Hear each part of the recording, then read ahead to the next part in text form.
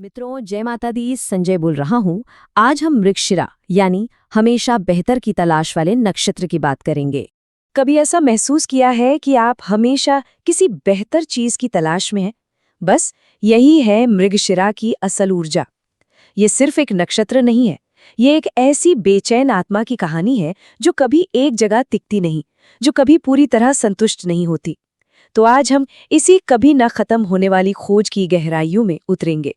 तो चलिए इस खोज की शुरुआत करते हैं। देखिए, किसी भी नक्षत्र को ठीक से समझने के लिए सबसे पहले ये जानना जरूरी है कि आकाश में उसकी जगह कहाँ है और उसका बेसिक नेचर क्या है। आइए पहले मृगशिरा की कुछ टेक्निकल पहलुओं पर एक नजर डालते हैं। देखिए, मृगशिरा नक्षत्र की जो जगह है ना, वो बड़ी दिलचस्प है। ये वृषभ और मिथुन इन दो राशियों के बीच फैला हुआ है। इसका मतलब जानते हैं क्या है? इसका मतलब है कि इसमें वृषभ जैसी स्थिरता भी है और मिथुन जैसी जिज्ञासा भी। और इस लगातार खोज करने की एनर्जी आती कहाँ से है? वो देते हैं ग्रहों के सेनापति मंगल। यही मंगल ग्रह इसे वो हिम्मत और वो आग देता है जो इसे हमेशा आगे बढ़ने के लिए उकसाती रहती है। इस नक्षत्र के जो मुख्य गुण हैं वो बड़े इंटरेस्टिंग हैं। एक तरफ तो इनका मन एक बच्चे की तरह जिज्ञासा से भरा होता है, जिसे हमेशा कुछ नया खोजना है, नई जगहें देखनी है। लेकिन दूसरी तरफ यही खोज इन्हें कभी-कभी मॉब मेंटालिटी मतलब भेड़ चाल का शिकार बना देती है। ये लोग अक्सर दिल से सहमत नहीं होते, फिर भी ना नहीं कह पाते और ज्यादातर मुश्किलों से बचने के लिए एक सेफ रास्ता चुनना पसंद करते हैं। ज्योतिष सिर्फ ग्रहों और डिग्री का हिसाब किताब नहीं है दोस्तों, ये तो कहानियों और प्रतीकों की पूरी दुनिया है। तो चलिए अब इन टेक्निकल बातों से थोड़ा आगे बढ़ते हैं और मृगशिरा के पीछे जो पौराणिक कहानी है उसे समझते हैं।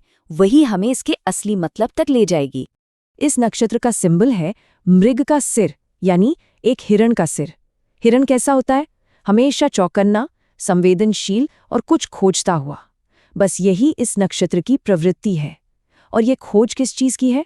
वो है इसके देवता सोम, जिन्हें हम दिव्य अमृत का देवता यानी चंद्रमा भी कहते हैं। यहाँ सोम देवता का जो स्वभाव है वो इस नक्षत्र के सार को एकदम सटीक तरीके से बताता है। जैसे दिव्य अमृत यानी सोम कभी एक जगह नहीं टिकता, वो हमेशा बहता रहता है। ठीक उसी तरह मृगशिरा की ऊर्जा भी हमेशा चलती रहती है, हमेशा बेचैन रहती है, एक अंतहीन तलाश में। अच्छा, अब हम इस चर्चा के सबसे गहरे, सबसे खास हिस्से में जा रहे हैं।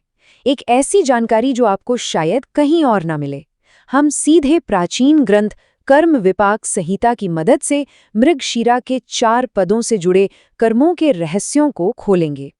ये जो आप अपनी स्क्रीन पर देख रहे हैं, ये कोई मामूली कागज नहीं है। ये प्राचीन ग्रंथ कर्म विपाक संहिता का एक हिस्सा है। ये ग्रंथ असल में भगवान शिव और देवी पार्वती के बीच की बातचीत है, जिसमें भगवान शिव खुद ये समझा रहे हैं कि पिछले जन्मों के कर्म इस जन्म में कैसे असर डालते हैं। तो अब जो जानकारी हम देखने वाले हैं वो सीधे इसी दिव्य संवाद से ली गई है। तो जैसा कि आप जानते हैं, हर नक्षत्र को 4 हिस्सों में बांटा जाता है, जिन्हें हम पद कहते हैं, और हर पद का अपना अलग कर्म और प्रभाव होता है। मृगशिरा का पहला पद सिंह नवांश में आता है, जो अधिकार और लीडरशिप से जुड़ा है। आइए देखते हैं कि इस पद के पीछे पिछले जन्म का कौन सा कर्म छिपा है। भगवान शिव पार्वती जी को बताते हैं कि पिछले जन्म में वेद शर्मा नाम के एक ब्राह्मण ने अपने लोहार दोस्त के भरोसे को तोड़ा था। दोस्त ने उसके पास 400 ग्राम सोना अमानत के तौर पर रखवाया, लेकिन दोस्त की मौत के बाद उस ब्राह्मण ने सोना वापस नहीं किया, बल्कि खुद इस्तेमाल कर लिया। अब देखिए कर्म का खेल। अगले जन्म में वही लोहार उस ब्राह्मण का बेटा बनकर पैदा हुआ, और जैसे ही उस सोने का कर्म ऋण पूरा हुआ, बेटे की मृत्यु हो गई, जिसका फल इस जन्म में संतानहीनता के रूप में मिलता है। ये कहानी बताती है कि भरोसे को तोड़ने का कर्म कितना गहरा होता है। लेकिन हर कर्म के साथ उसका एक उपाय भी जुड़ा है। इस कर्म के असर को कम करने के लिए भगवान शिव ने जो उपाय बताया है वो है 1,00,000 बार गायत्री मंत्र का जाप और साथ ही ब्राह्मणों को भूमि और गाय का दान। वैसे तो ग्रंथ में दूसरे पद की भी कहानी है, पर आज हम सीधे तीसरे पद पर चलते हैं, जो तुला नवांश में आता है। तुला का मतलब है तराजू, संतुलन, व्यापार। इसलिए इस पद से जुड़ा कर्म भी लेन देन और कर्ज से संबंधित है। इसकी कहानी जुड़ी है एक अनचुके कर्ज से। पिछले जन्म में एक कुम्हार अपने काम के लिए कर्ज लेता है, पर उसे चुकाए बिना ही मर जाता है।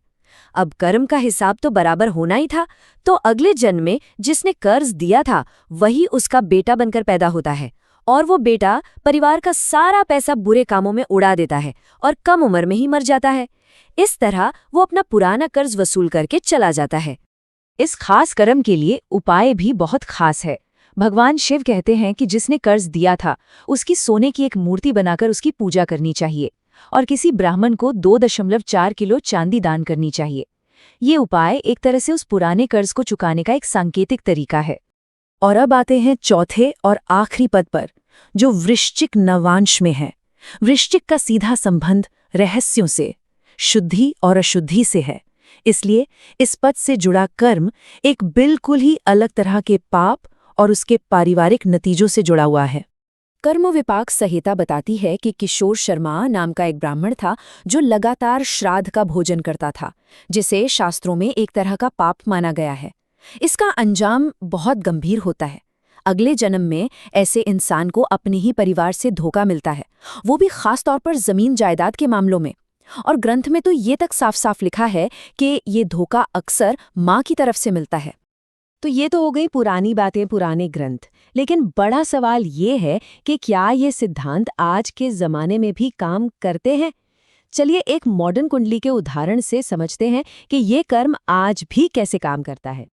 हम एक जाने माने व्यक्ति की कुंडली देखेंगे जिनका एक बहुत जरूरी ग्रह मृगशिरा नक्षत्र में है। हालांकि हम उनकी पहचान गुप्त रखेंगे। अब इस कुंडली को देखिए। यहाँ शुक्र ग्रह जो दशमेश है यानी करियर का मालिक, वो मृगशिरा नक्षत्र में बैठा है और इसका असर उनके करियर में साफ साफ दिखा। उन्होंने हमेशा एक सेफ रास्ता चुना और भीड़ की मानसिकता के साथ ही चले। लेकिन हर नक्षत्र की एक एक्टिवेशन एज होती है, मतलब एक ऐसी उम्र जब वो अपना पूरा असर दिखाता है।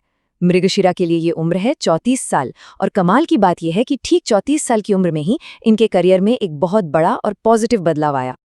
तो अब आपके लिए एक छोटा सा सवाल, जो हमने अभी चर्चा की उसके आधार पर बताइए कि कर्म विपाक संहिता के अनुसार मृगशिरा के पहले पद में संतानहीनता का जो कर्म फल मिलता है, उसके पीछे कौन सा पाप होता है? जरा सोचिए और याद करने की कोशिश कीजिए। अगर आपको लगा कि आज आपने इस नक्षत्र से कुछ नया सीखा है, तो अपने अनुभव के बारे में एक लाइन कमेंट करें और बताएं कि आपकी कुंडली में कौन सा ग्रह इस नक्षत्र में बैठा है।